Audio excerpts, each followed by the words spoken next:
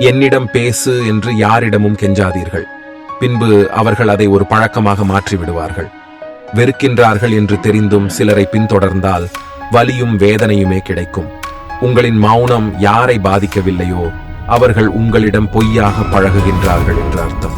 ஒருவர் உங்களுக்காக நேரம் ஒதுக்கி பேசுவதிலேயே தெரிந்து கொள்ளலாம் அவர்களுக்கு நீங்கள் எவ்வளவு முக்கியம் என்று.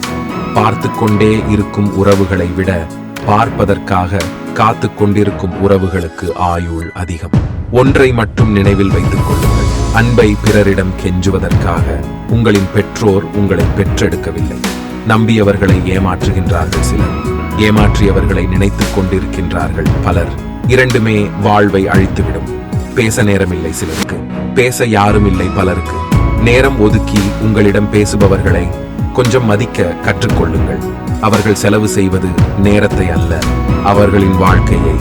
நம்மிடம் பேச நிறுத்தியவர்கள் நம்மை பற்றி பிறரிடம் பேசத் தொடங்குவார்கள். அவர்களை கண்டு கொள்ளாதீர்கள். நன்றி.